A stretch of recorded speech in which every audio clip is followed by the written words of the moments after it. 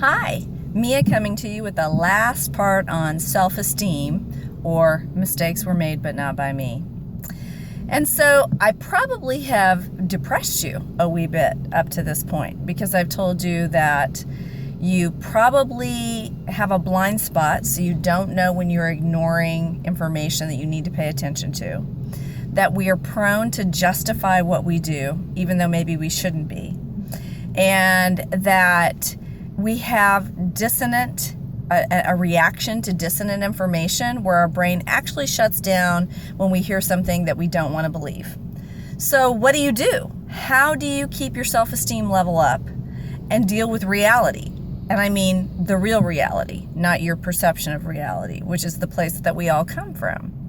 And so the first suggestion that I have for you is to create some external procedures to discover errors that you may have made. It's kind of the same thing that you'd call checks and balances. They do this in accounting. They do this with bookkeeping to make sure people aren't double dipping. So anytime you know you're prone to be very emotional or reactive one way or another, especially maybe with a particular person, or in an instance where maybe your self-esteem is not really good and so you're prone to justify, you need to know that and be able to sound off someone. And that's the second point, is having an accountability partner is very helpful. Someone who, as I like to say, knows you well enough to call you on your stuff, which is someone who can kindly point out to you when you might be justifying a mistake or when you might have a blind spot to something that you need to take in.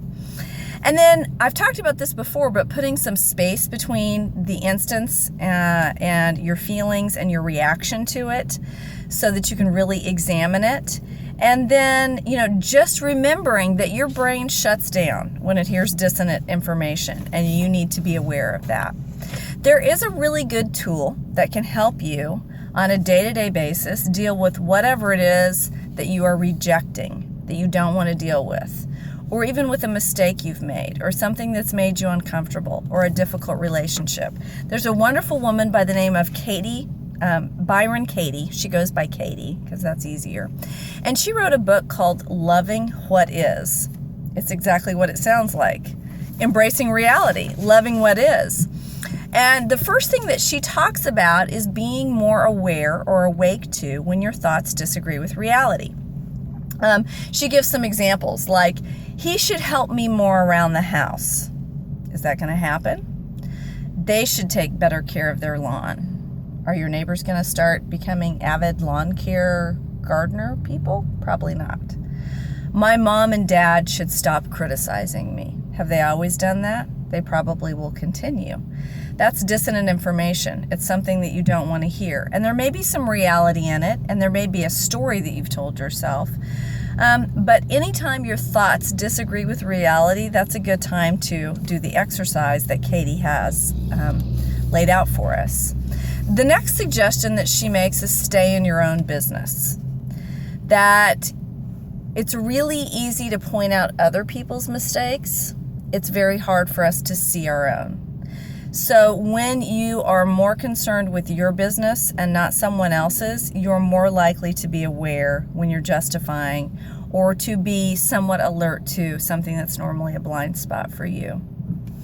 I love her quote, "To think that I know what's best for you is not my business." How much time do we spend focused on other people's business simply because we want to justify our own behavior? We do it all the time. So she has a wonderful worksheet. She calls it the Judge Your Neighbor worksheet. And the neat part of this is you actually get to judge your neighbor. You get to get in their business for a minute, but only for the sole purpose of seeing how that doesn't work and how you need to be in your own business. So the worksheet goes a little something like this. And she uses an example with her husband, Paul, and an issue that they had. So the first question she says is, in this situation, time and location, who angers, confuses, or disappoints you, and why? Her answer to that was, I am angry with Paul because he doesn't listen to me about his health. Paul was a smoker, evidently, which very much concerned her. And that was the point of contention in their relationship. So the next question in the Judge Your Neighbor worksheet is, in this situation, how do you want them to change? What do you want them to do? And she says, I want Paul to see that he is hurting himself. I want him to stop lying to me. I want him to see what he should do. She wants him to quit smoking, and she can't make him. She's not going to be able to make him quit smoking.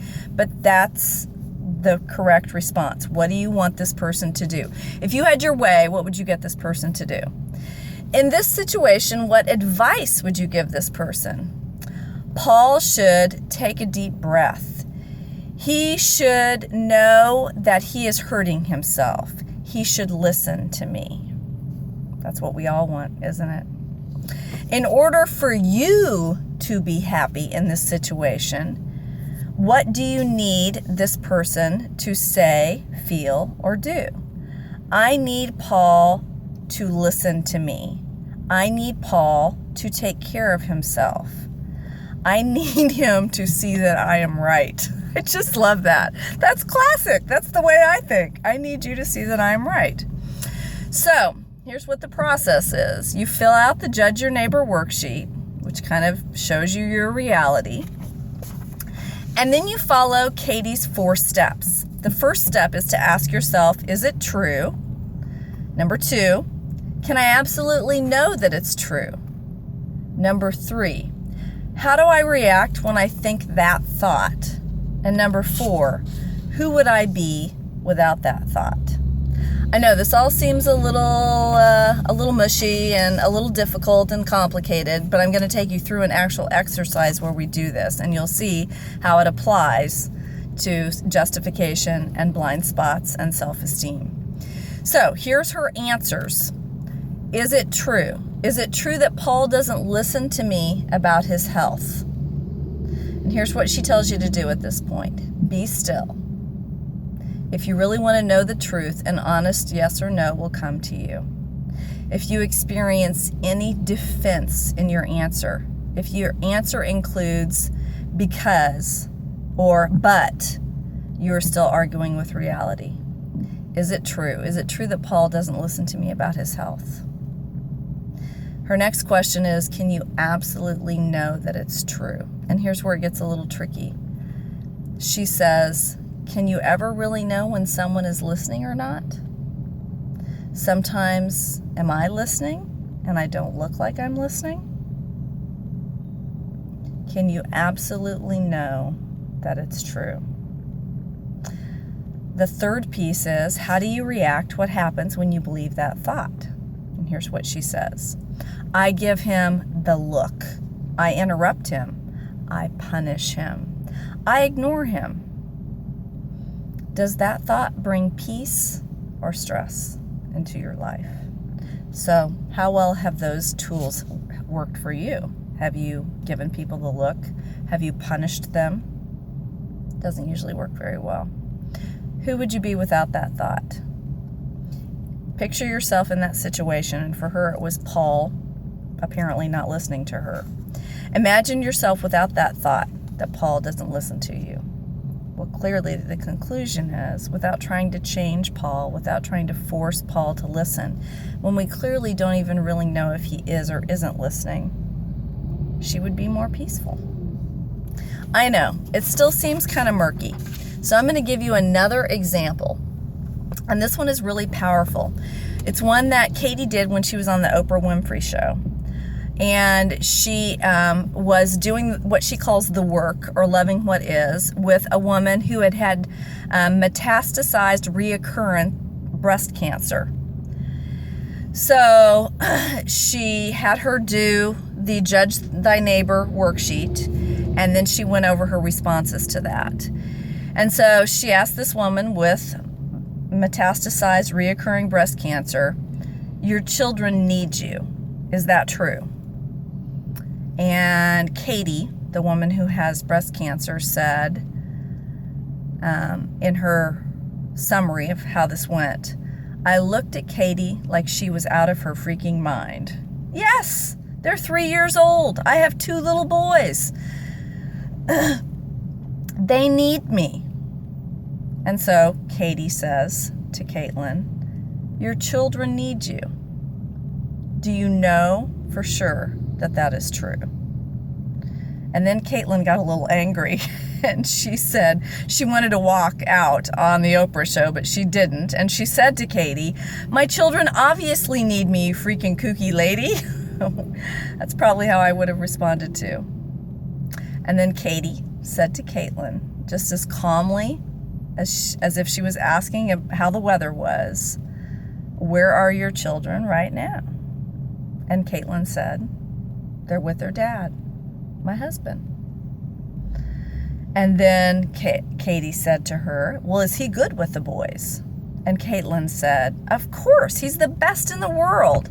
He does so much with them, and they have a great relationship you can't even imagine. He is a fabulous father. He should get Father of the Year. And so then Katie said to Caitlin, your children need you. Is that true?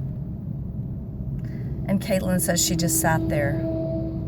And she said that kaboom, it hit her. Katie had nailed it. It wasn't the cancer or the chemo or the baldness that was keeping her in hell. It was the terror of thinking that if she died, her boys would die too. They wouldn't make it. And then she realized that her boys would be okay.